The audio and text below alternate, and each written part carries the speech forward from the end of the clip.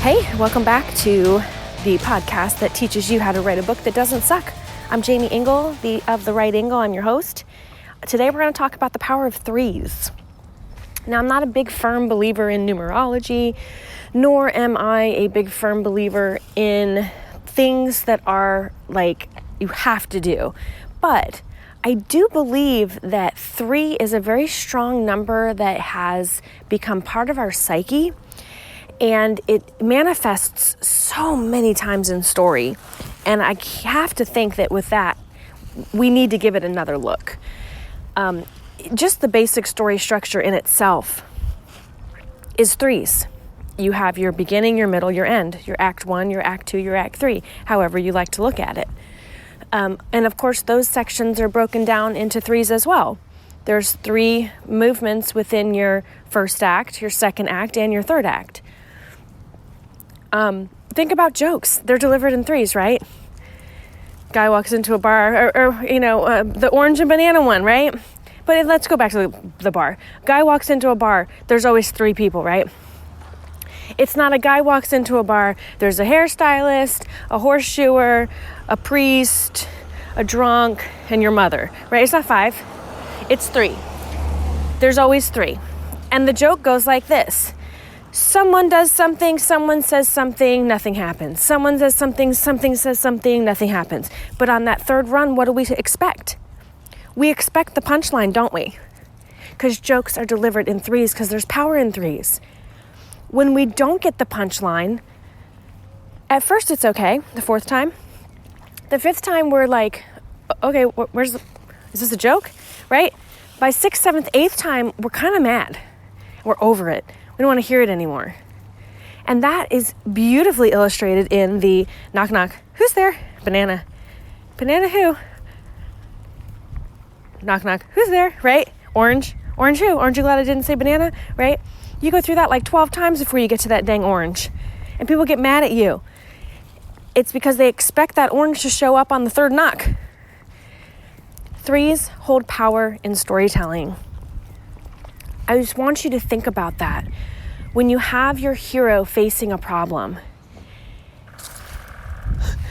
Sorry, my dog just got scared by a woodpecker. She's like the most chicken dog on the planet. Okay. When your story... I'm sorry, I totally got sidetracked. Oh, 3s. We're talking about 3s. Yes. So when your character faces their issue, their problem, their dragon, they don't slay that dragon the first time. And a lot of times, they don't even get it right the second time. And it's really that 3rd time that we see the magic, right? It's that 3rd moment in the story where our hero has to face themselves again, that they finally make the right decision. Many times, that's why we have trilogies. Your trilogy allows your hero to face a quest in each film or in each book, but the actual journey isn't resolved until that 3rd story, and you don't get that final resolution until that 3rd book, until the 3rd time they have to face whatever it is. That is why, as readers, we almost naturally gravitate toward books that have sequels, and we expect at least 3, right? It's just how we're built. So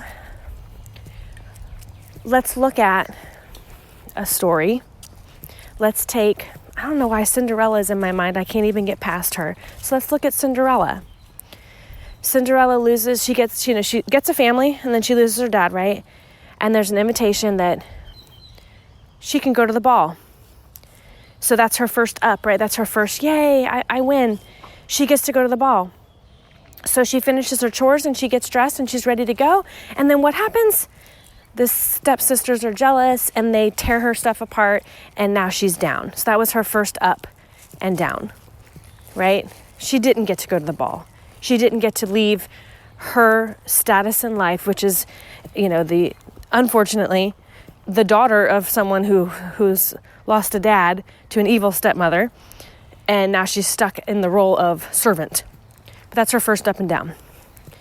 So then, a fairy godmother appears, right? And the fairy godmother says, I'm going to get you to the ball. I'm going to get you a gown and a coach. And I'm doing the Disney cartoon if you haven't figured that out. And I'm going to get you to the ball. And you're going to get dressed beautifully. And she does. And she gets to the ball. And what happens? The prince falls in love with her. But then it strikes midnight. And the magic dissipates. So now she has to rush home, right? So there was her second chance to make it to the ball, to make it to a different stature in life. And she got even closer because the prince fell in love with her, right? But it didn't happen, did it? She had to go home.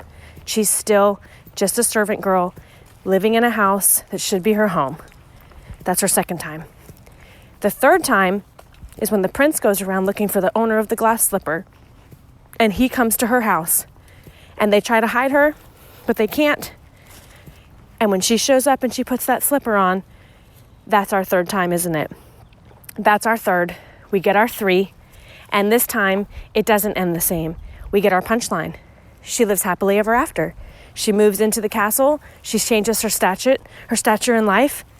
And that's what we expect. So I know that's an easy illustration, but that's sometimes the best way to find the truth that we can apply to our own books, isn't it? Look at the 3 little pigs. There weren't 7, there were 3. And their 3 little pigs built 3 different houses. And it was a joke, right? First little pig builds a house and a wolf comes by and huffs and puffs and blows the house in, right? Second little, it's what we expect. It's that power of 3 again.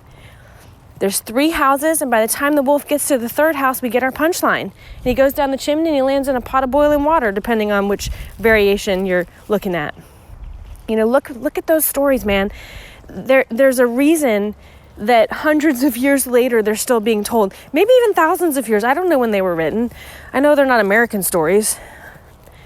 Grimm, I don't remember what year Grimm was in. I probably should know that, being a fantasy writer, but I don't. So just take a look at those stories, dissect them, map them out, block them out, tell them like they're a joke. Then look at your story, look at your book. Have you built in 3s naturally? Does your hero try, fail, succeed? Because that's what your story should do. That's the basic premise of your story. If you want to write commercial fiction, if you just want to write something that's artistic and poetic, that's probably not going to sell to anybody, and it may or may not be a book that sucks, go for it. There's definitely a market for that, but I personally want to write books that schools pick up and that Netflix picks up. So I'm going to write books that follow what the reader expects. I don't want to fit into a mold, but I want to write books that the reader expects and they know what's coming, and then they feel a part of my story. They don't feel jarred out of my story. And we don't have to be cookie cutter, guys.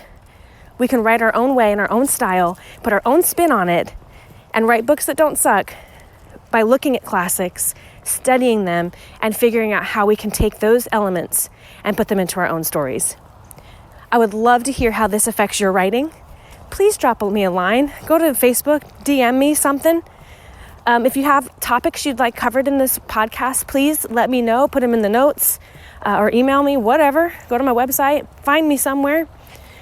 And please check out all the other great podcasts here on Space Coast Podcast Network. They're amazing. It's a great network, and Jesse Hall works very hard to keep everybody happy and on time so that the audience is also happy and on time. And then, of course, we have a Facebook group. Just search through groups for Write a Book That Doesn't Suck, and you'll find us. It's a free group to join. It's a community of writers just like yourself who are all trying to find better ways to write more productively, and to reach a new audience. So we are here for you. And finally, if you like these tips, you want more, grab my book, man. It's on Amazon. Same title, Write a Book That Doesn't Suck. It's tips and tricks you've probably never heard before, I guarantee. So check it out. Guys, thanks for hanging with me, and I will talk at you next time. And until then, happy writing.